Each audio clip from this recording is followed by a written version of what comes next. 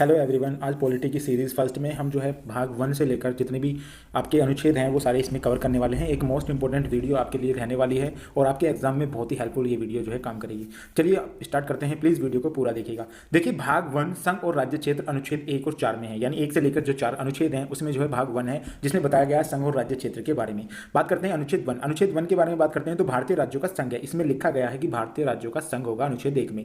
इसमें मैं आपको दो चीज़ बताऊंगा, एक तो होता है भारत में जो है ग्रामीण क्षेत्र आते हैं और इंडिया होता है उसमें शहरी क्षेत्र आते हैं। ये दोनों ही इसी के पार्ट हैं और दोनों ही एक दूसरे के पूरक हैं। बात करते हैं अनुच्छेद 2 की। अनुच्छेद 2 में भारतीय संघ में नए राज्यों का प्रवेश, नए राज्यों का निर्माण। जैसे एग्जांपल के रूप में आपको बता दूं, मैं 36वें संविधान संशोधन के तहत सिक्किम को नए राज्य का दर्जा दिया गया था। मोस्ट इंपोर्टेंट क्वेश्चन है आपके एग्जाम के पॉइंट ऑफ व्यू से। ऐसे ही क्वेश्चन आपको मैं हर वीडियो में प्रोवाइड करूंगा। जितने भी हमारी कॉन्स्टिट्यूशन की सीरीज रहेगी उसमें टोटली आपको ये ऑडियो आर्टिकल जो है हमारी तरफ से मिलने वाला है। चलिए बच्चों नेक्स्ट पे चलते हैं।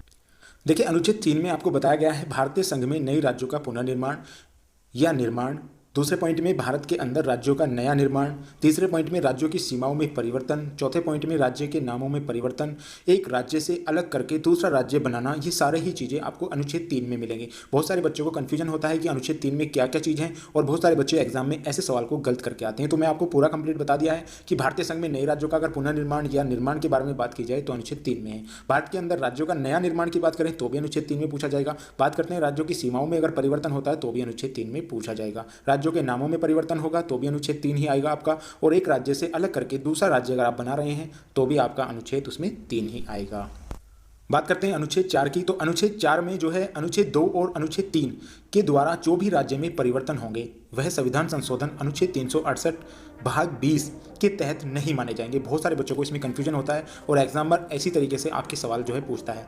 देखिए इसमें कहा गया है कि अगर अनुच्छेद 4 में ये प्रावधान है कि अनुच्छेद 2 और 3 में, मैं आपको पढ़ा चुका हूँ अनुच्छेद 2 और 3 में क्या होता है, तो राज्य में जो परिवर्तन होने हैं वो संविधान संशोधन अनुच्छेद 368 के तहत नहीं होंगे। भाग 20 में है 368। कई बार एग्जाम में डायरेक्टली क्वेश्चन भी पूछा गया है कि 368 अनुच्छेद किस भाग से लिया गया है, तो किस भाग में आता है, तो आपको पता होगा कि 20 भाग में जो है वो आता है। लेकिन इसमें जो ये संशोधन होगा ये अनुच्छेद 368 संविधान संशोधन प्रक्रिया थी, तो इसके अंदर जो भी आएगा वो उसमें नहीं होगा। बात करते हैं कुछ इंपॉर्टेंट फैक्ट के, इसके बारे में कुछ इंपॉर्टेंट जो बातें हैं वो भी जान लेते हैं। देखिए भाषा के आधार पर राज्य आयोग का गठन किया गया था।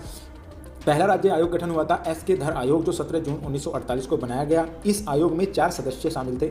इसके अध्यक्ष जो थे सुमन कुमार धर इसके अध्यक्ष रह चुके हैं। बात करते हैं इन्होंने अपनी रिपोर्ट 10 दिसंबर 1948 को पेश की। इस रिपोर्ट में भाषा के आधार पर राज्यों का गठन नहीं होगा, इन्होंने अपनी रिपोर्ट में इनकार कर दिया था साहब। राज्यों का गठन प्रशासनिक, भौगोलिक, वित्तीय और विकास की सुविधा के आधार पर हो। इन्होंने अपनी रिपोर्ट में ये बात कही थी कि राज्य का गठन भाषा के आधार पर नहीं करके उनका जो है भौगोलिक, प्रशासनिक, वित्तीय, विकास और सुविधा के आधार पर यदि आप करेंगे तो ज़्यादा बेस्ट रहेगा। तो ये कई बार समिति पूछी गई है कि कौन सा आयोग बना है, तो आपको पता होगा, मैं बता चुका हूँ। सेकंड आयोग के बारे में बात करते हैं। जेवीपी आयोग बना सेकंड, जिसमें जवाहरलाल नेहरू, वल्लभ भाई पटेल, पटाभी सितार भैया। इस आयोग का गठन के बारे में बात करते हैं तो 1948 ईस्वी में इसका गठन किया गया था।